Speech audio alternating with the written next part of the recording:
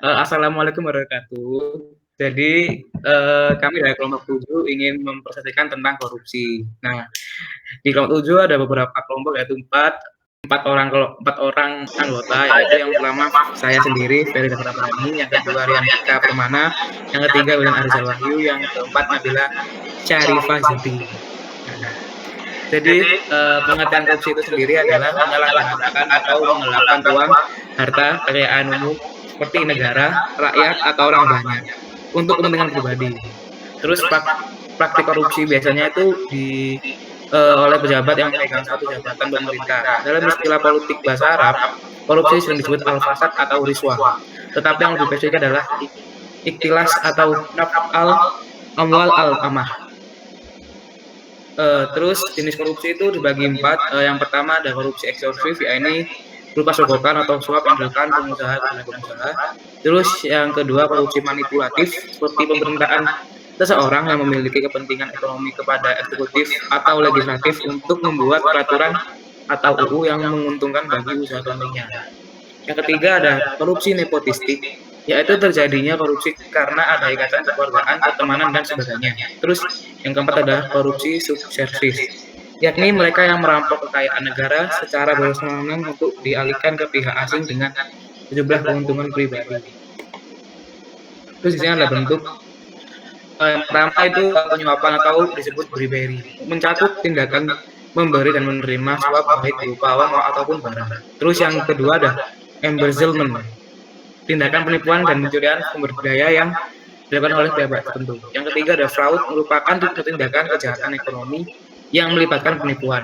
Yang keempat ada extortion, tindakan meminta uang atau sumber daya lainnya dengan cara paksa atau disertai dengan intimidasi. Terus yang keempat ada kelima ada favoritisme, mekanisme penyalahgunaan kekuasaan yang berimplikasi pada tindakan privatisasi sumber daya. Terus di sini ada bentuk-bentuk korupsi dalam Islam. Yang pertama ada kata hulul. Hulul itu secara bahasa Arab adalah aksu syai wa dasufi. Terus yang artinya mengambil sesuatu dan menunjukkannya dalam harta. Terus pada mulanya hulul merupakan istilah untuk penggelapan harta rampasan perang sebelum diberikan kepada yang berhak. Terus ada riswah, artinya suap. Istilah ini berasal dari kata rasya yang riswah, yang berarti menyuap atau menyogok. Orang yang menyuap disebut al-mutashi, sementara yang menjadi perantara antara pemberi dan penerimanya dengan menambahi di suatu sisi dan mengurangi disebut al-rashi. Terus ada hadiah, gratifikasi. Hadiah sendiri dalam fikih Islam disebut hibah. Hukum hibah adalah boleh pemberian pemberian hadiah menjadi haram hukumnya jika untuk kepentingan tertentu, seperti memberi hadiah kepada pejabat, atasan, atau penguasa untuk menguasai itu mendapatkan keuntungan. Terus yang keempat ada syarikah atau pencurian. Syarikah berasal dari bahasa Arab syarawa yasiltu yang berarti mencuri. Termasuk dalam kategori mencuri adalah merampok, merampas, mencopet, dan memalang. Terus yang kelima ada khianah atau khianat. Adalah perbuatan tidak jujur, melanggar janji, melanggar sumpah, atau melanggar kesepakatan. Oke, next.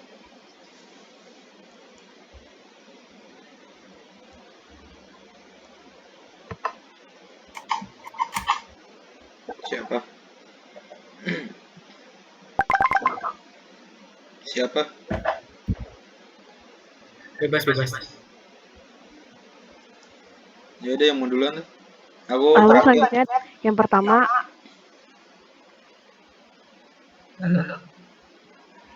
ada pelaku gulul atau korupsi akan dibelenggu atau ia akan membawa hasil korupsinya pada hari kiamat. Tunjukkan pada ayat 161 surat Al-Imran.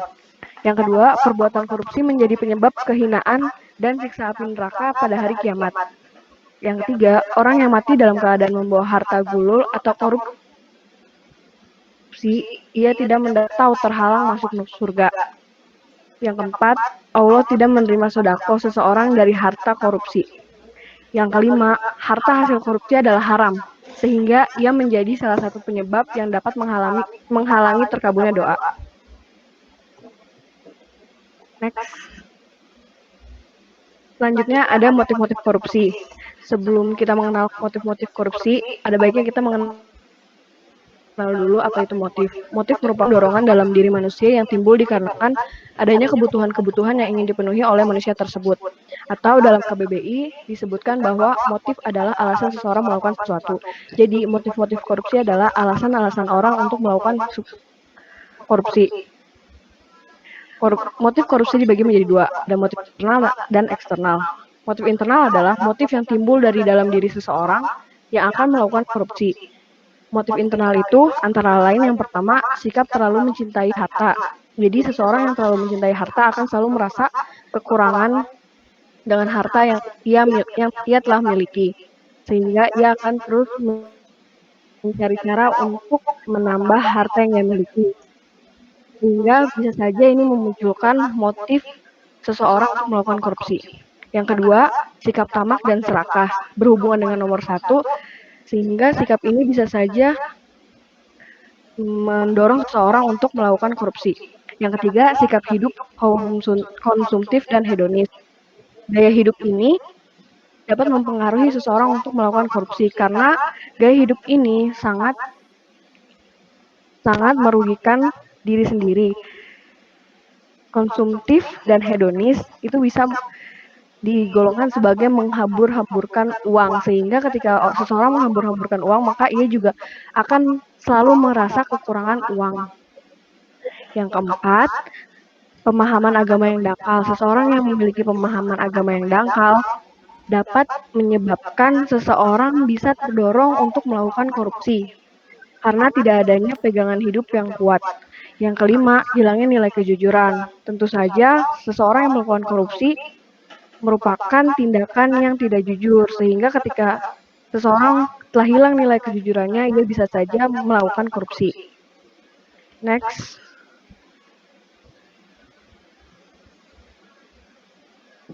Yang kedua, motif eksternal. Nah, motif eksternal ini motif yang timbul dari kebiasaan dan lingkungan sekitar. Jadi, motif ini biasanya dipengaruhi oleh lingkungan yang ada di sekitar orang-orang yang ingin melakukan korupsi. Motif eksternal itu antara lain yang pertama adanya kesempatan dan sistem yang rapuh. Nah, ketika ada kesempatan dan sistem yang rapuh, maka celah tersebut dapat mendorong seseorang untuk melakukan tindakan korupsi. Yang kedua juga ada faktor budaya. Dan yang ketiga ada faktor kebiasaan dan kebersamaan. Dan yang terakhir ada penegakan hukum yang lemah. Lanjut. Ancaman perilaku korupsi dalam ajaran Islam. Ada beberapa ancaman ketika kita melakukan korupsi dalam ajaran Islam. Di antaranya sebagai berikut. Yang pertama, pelaku korupsi akan dibelenggu. Yang kedua, korupsi penyebab kehinaan dan siksa api neraka. Yang ketiga, terhalang masuk surga. Yang keempat, tidak akan diterima sedekahnya. Dan yang kelima, hasil korupsi tidak akan diterima di sisi Allah. Yang pertama, perilaku korupsi akan dibelenggu. Dalam hadis Abu Humaid As-Sa'idi radhiyallahu anhu, Rasulullah Shallallahu alaihi wasallam bersabda, "Demi Allah yang jiwaku berada di tangannya, tidaklah seorang yang mengambil sesuatu daripadanya merupakan harta zakat, melainkan dia akan datang pada hari kiamat membawanya di lehernya. Jika yang diambil seekor unta, maka unta itu bersuara. Jika yang diambil seekor sapi, maka sapi pun bersuara. Atau jika dia ambil seekor kambing, maka kambing pun ikut bersuara." Korupsi penyebab kehinaan dan siksa api neraka. Perilaku korupsi merupakan penyebab dari kehinaan serta siksa api neraka di hari kiamat. Rasulullah bersabda, karena sesungguhnya korupsi itu adalah kehinaan, aib, dan api neraka bagi pelakunya. Mati saat korupsi akan terhalang masuk surga. Pelaku korupsi yang mati dengan membawa harta hasil korupsi maka tidak akan membawa tempat di surga, tidak mendapat tempat di surga. Sesuai dengan hadis berikut, Rasulullah bersabda, barang siapa berpisah ruh dari jasadnya dalam keadaan terbebas dari 3 perkara, maka ia dijamin masuk surga, yaitu kesombongan, gulul, korupsi, dan hutang. Allah tidak menerima sedekah orang korupsi. Perbuatan korupsi merupakan perbuatan yang tercela, menyebabkan apa yang kita sedekahkan bahkan tidak diterima di sisi Allah Subhanahu wa taala. Hasil korupsi adalah haram. Banyak ancaman jika kita melakukan perbuatan korupsi, salah satunya adalah terhalangnya terkabulnya doa seperti sabda Rasulullah Shallallahu alaihi wasallam. Rasulullah bersabda, "Wahai manusia, sesungguhnya Allah itu baik, tidak menerima kecuali yang baik, dan sesungguhnya Allah memerintahkan orang-orang yang beriman dengan apa yang Allah perintahkan kepada Rasul."